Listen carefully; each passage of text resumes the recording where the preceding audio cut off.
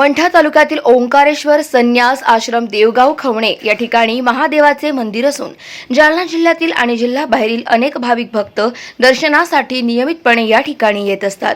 गुरुवर्य परम श्रद्धेय श्री महंत भागवत गिरीजी महाराज मठाधिपती श्री क्षेत्र नांगरतास संन्यास आश्रम यांच्या प्रेरणेने आणि श्री महंत बालक गिरीजी महाराज अध्यक्ष सद्गुरु श्री सेवा गिरीजी सेवा ट्रस्ट संस्कार प्रबोधिनी गुरुकुल विद्यालय यांच्या मार्गदर्शनाखाली ओंकारेश्वर आश्रमात समाजहित डोळ्यासमोर ठेवून वेगवेगळ्या प्रकारचे नाविन्यपूर्ण आणि प्रेरणादायी दिशादर्शक सामाजिक उपक्रम सेवेकरी भक्तांच्या सहकार्याने राबवले जातात। ओंकारेश्वर आश्रमात पूर्वीपासून गोपालन केले जाते, परंतु या गायींसाठी गोशाळा अस्तित्वात नव्हती। या ठिकाणी गोशाळा उभी राहावी अशी भागवतगिरीची बाबाजींची इच्छा होती आणि ती त्यांनी व्यक्त केली। तेव्हा महंत बालक गिरीजी महाराज यांनी सेवेकरी भक्तांच्या मदतीने गोशाळा उभी करण्यासाठी प्रयत्न सुरू केले आणि अल्पावधीतच एक दिमाखदार आणि अत्याधुनिक गोशाळा ओंकारेश्वर आश्रमाच्या परिसरात उभी राहिली।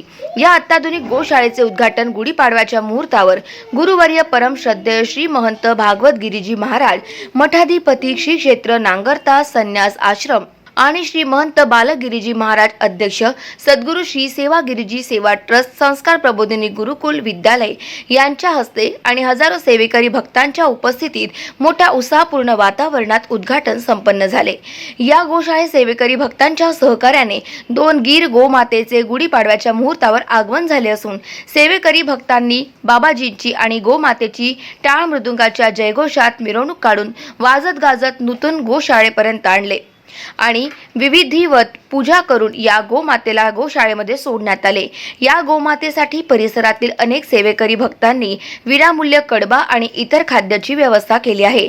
या भव्य दिव्य गोशाळेची अत्याधुनिक पद्धतीने निर्मिती केली असून अनेक लाभकारी उपक्रम प्रयोग या शाळेत राबवले जाणार आहे। गायीच्या दुधाचा उपयोग संस्कार प्रबोधिनी गुरुकुलातील विद्यार्थ्यांना शारीरिक सुदृढता निर्माण करण्यासाठी दूध पिण्यासाठी होणार असून दूध निर्मितीवर वेगवेगळ्या प्रकारचे प्रयोग राबवण्यात येऊन दुग्धजन्य पदार्थांची निर्मिती केली जाणार आहे। गोमातेच्या मलमूत्राच्या माध्यमातून बायोगॅस निर्मिती केली जाणार असून स्वयंपाकघरातील अन्न या बायोगॅसवर तयार केले जाणार आहे। यामुळे इंधनाची बचत होणार आहे। तसेच या गोशाळा परिसरात वेगवेगळ्या वृक्षाची लागवड करून पर्यावरण संतुलनाचे महत्त्व विशद केले जाणार आहे।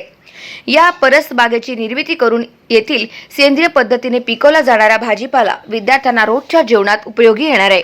भविष्यात अनेक गोमाता आणि गोशाळा यामध्ये देण्याचा संकल्प सेवेकरी भक्तांनी व्यक्त केला। असे वेगवेगळ्या प्रकारच्या संकल्पना डोळ्यासमोर ठेवून या नूतन गोशाळेची निर्मिती करण्यात आली आहे। वरील सर्व कार्य सेवेकरी भक्तांच्या सहकार्याने चालू असून नक्कीच यशस्वीपणे पूर्णत्वाकडे जाईल असा आत्मविश्वास श्री महंत भागवत गिरीजी बाबाजी आणि श्री महंत बालक गिरी महाराज यांनी व्यक्त केला आहे। तसेच सेवेकरी भक्तांचे सहकार्याबद्दल आभार देखील मानले। या नूतन गोशाळा उद्घाटन सोहळ्यास जिल्हाभरातील अनेक मान्यवर भाविक भक्त सेवेकरी महिला भगिनी यांनी उपस्थिती लावली होती।